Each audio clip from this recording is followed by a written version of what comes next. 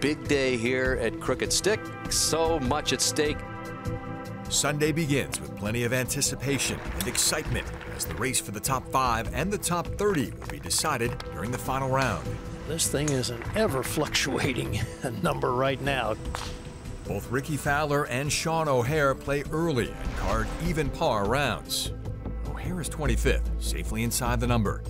But Fowler finishes his round perilously projected at 29th. I've kind of done everything I can do. That it would have been nice to play better, but it's out of my control now.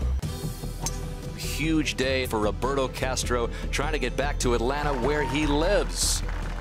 Roberto Castro needs a top 3 to move on to Eastlake. And after a slow start, he makes a move at the 7th. Yes, for Roberto Castro to 15 under par. Now projected 27th. With a 3-shot lead to start the round, Dustin Johnson is paired with Paul Casey for the 2nd straight day. It's always a fair fight.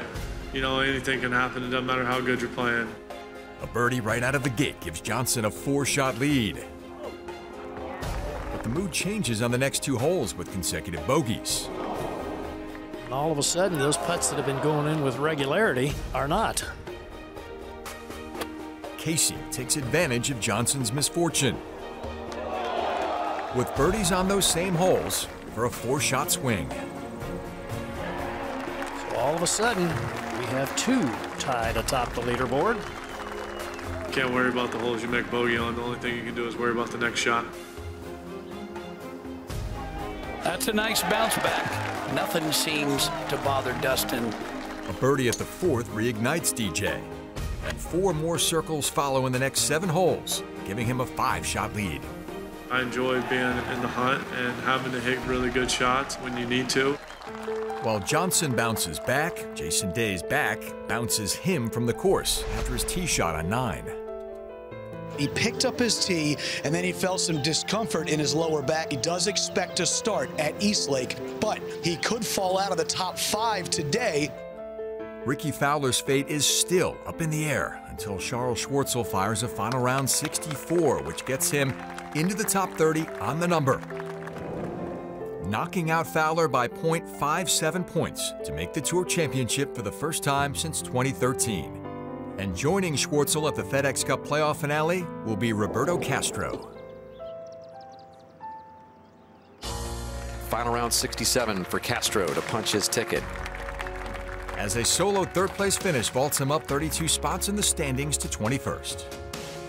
It's the hardest tournament in the world to get to, unfortunately, for it being my home tournament. But it's rewarding when you get there, so I'm super excited.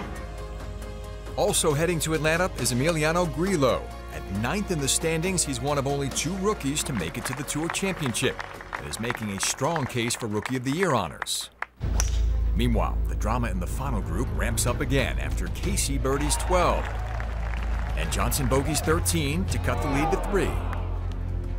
The par 5 15th is playing as the easiest hole on the course, giving up 12 eagles prior to the final group's arrival.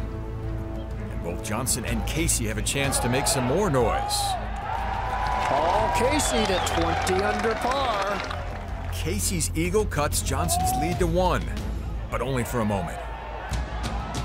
He answered. Oh, man. We rolled in a nice eagle putt, and then I made one right on top of him. That was kind of the turning point there. Casey isn't able to make a run in the final 3 holes, but he racks up his 2nd straight runner-up finish.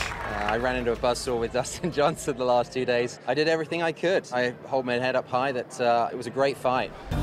Casey's performance moves him into the top 5 as he bumps out Rory McIlroy. And despite withdrawing, Jason Day is now 4th in the standings. Rounding out the top 5 is Adam Scott, Patrick Reed, and our latest playoff champion. Winner of the BMW and the top seed headed into Atlanta. Johnson has now won 3 times in his past 8 events, joining Woods and McIlroy as the only players with 3 playoff victories. I'm in a great position. I still got to go there and win the Tour Championship if I want to be the FedExCup champion. Hopefully that's going to continue on into Eastlake, and you know, we'll be holding up that trophy at the end.